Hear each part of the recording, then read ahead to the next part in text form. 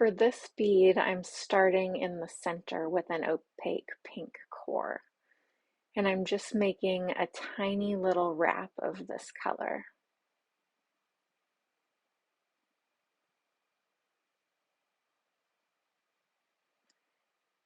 And now I'm adding a transparent purple.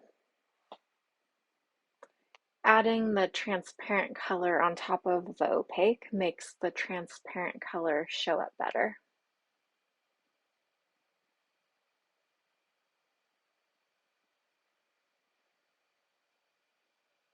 Next, I'm going to start creating the flower design. And the way I do that is I add tiny dots of very light transparent purple as a guide of where I want the center of each flower to be.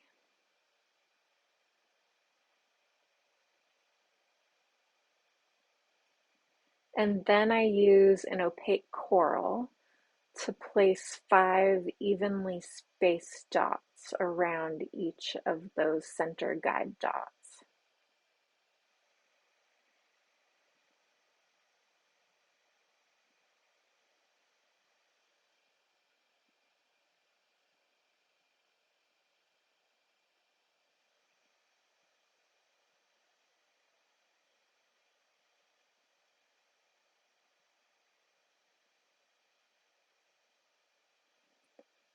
Then on top of each of the coral dots, I add a transparent purple, and that creates the color that I want and gives each flower more depth.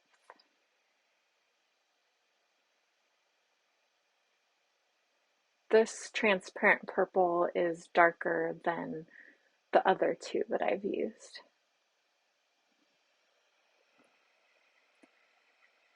So once I melt those flowers in a little bit and aim the fire at the center of each flower, it kind of draws the dots into the center and creates more of that flower shape.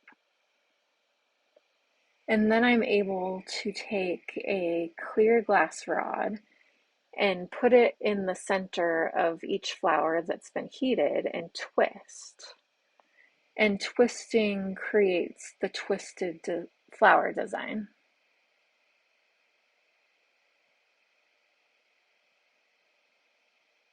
And then I use a dental pick to make a bubble in the center of each flower.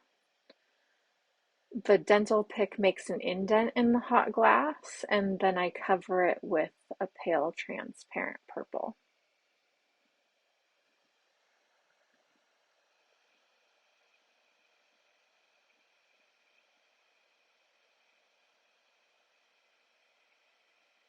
So now my flower design is created, and I heat the bead evenly to melt it all in.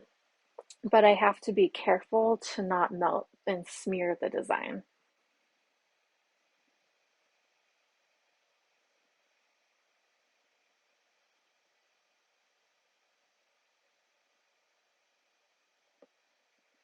Next, I take a clear glass rod and I heat the end of it and form a ball. The bead has to be kept warm, but not so warm that the design is going to smear. But it can't be too cool because then it will crack. And once the glass is the right temperature and consistency, I'm able to wrap it on top of the bead. And if I do it right, it'll be a nice smooth layer with no bubbles and no smearing. And I repeat this process until the entire bead is covered in a layer of clear.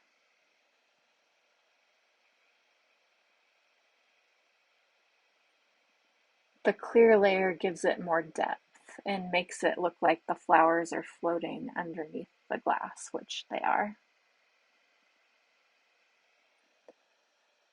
So at this point, the bead is pretty close to being done, and I just need to shape the ends a little bit and heat the bead evenly and consistently.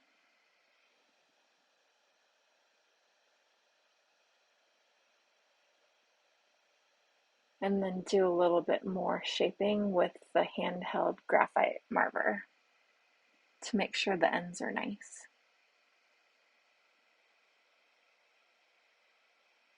And that's it. Next, it goes in the kiln where it cools off slowly, and the next day I get to see what it's going to look like. You can't really tell until it's done.